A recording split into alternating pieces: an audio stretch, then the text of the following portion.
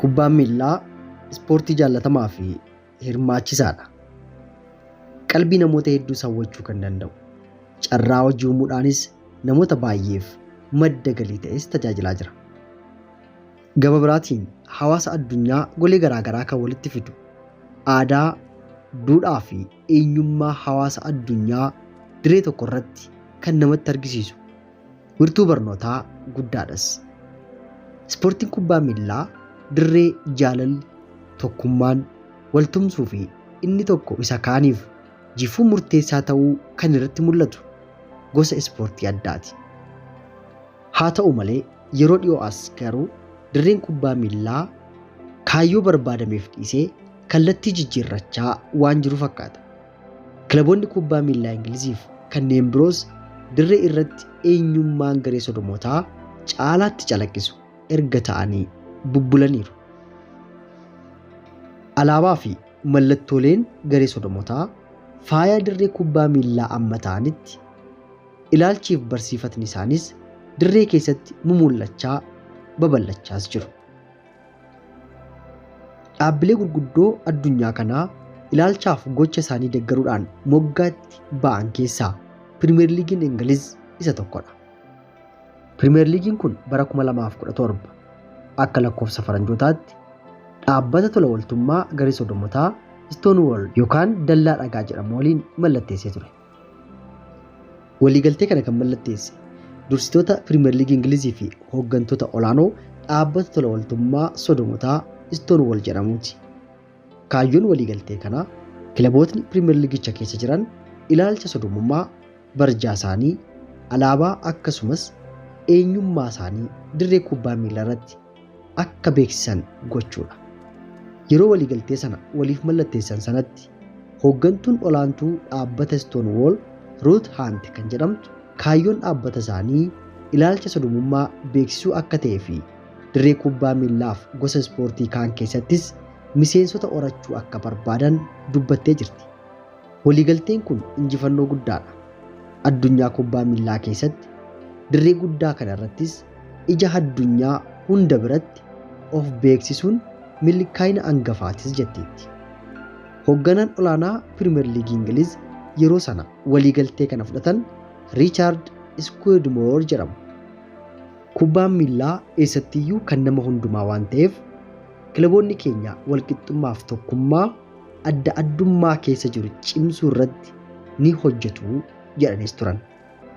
Egaa waliigaltee raawwatame hojiitti hiikuuf jecha ija hawaasa kubbaa miillaa jaallatuun hordofu duratti dirreewwan kubbaa miillaa isaanii alaabaaf mallattoowwan garee sodomotaan faayamuu eegale.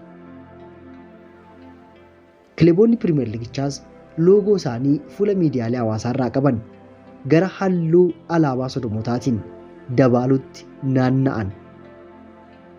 Kana hordofee deeggartoonni kilaboota kubbaa miillaa Ingiliz baay'een mormii isaanii dhageessisaa turan.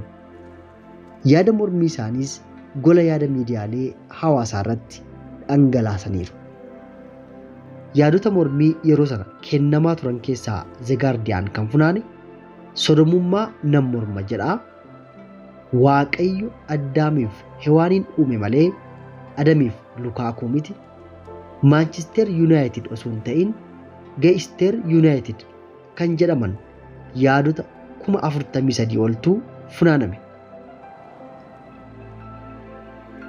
CNN immoo gama isaatiin Feesbuukii, Instaagiraamii fi Tiwiitarii irratti mormiin ciccimaa dhaga'amaa akka ture ibsa. Yaadota mormii CNN Feesbuukii qofarraa argate keessaa ilaalcha siyaasa keessanii ispoortii jaallatamaa kana keessaa baasaa kan jedhuu fi Pirimeer Liigiin Ingiliz maaliif humnaan sodomoota gochuu barbaade kan jedhan yaadota 35,000 ol akka ta'an ibseera. Bu'uuruma kanaan kilabootni Pirimeer Liigii Ingiliz baay'een isaanii huccuu uffataniin, kophee dirataniin, barjaawwanii fi wantoota dirree keessatti mul'ataniin eenyummaa barsiifataa fi ilaalcha garee sodomotaa mul'isuu eegalan. Kana hordofee ispoortii damee kanaa hawaasa addunyaa keessumaa dargaggoota hedduutu yeroo qofa osoo hin ta'in jireenya isaanii kenneefii jira. Seexanni immoo karaa wanta hordoftoota baay'ee qabu dirree jireenya ilmaan namootaa seenaa jira. Wanta gaarii fakkaatus of dura qabee dhala namaa gara iddoo isaaf qophaa'etti qajeelchaa jira. Ergaa Phaawulos warra Qorontosiif erge inni lammaffaa yaada kanaan kan wal fakkaatu tokko qaba. Phaawulos akka sabni Qorontos sossobamee hin fudhatamneef sodaa qabu yeroo ibsu ergaa isaa isa lammaffaa akkuma boofni haxxummaadhaan Hewaanin gowwoomsite yaadni keessanis immoo karaa irraa kaatee Kiristoos isa garaa qulqulluudhaan of kennitaniif sanarraa garagaltuu jedheen sodaadheeraa jedha. Egaa dirreen kubbaa miillaa kaayyoo yaadameef dhiisee gara ergaa kan biraa dabarsuutti yeroo qajeelu kana jaallattoonnii fi deeggartoonni kilaboota gocha kana raawwatan callisaniituma duukaa bu'uu ni deeggaruu jedhee hin amanu. Keessumaa kiristaanonni waan addunyaa irratti ta'u hunda biyya harka rukuteef deeggareef osoo hin taane waan raawwatu hundumaa safartuu dubbii waaqayyoon calallee ilaaluun murteessaadha.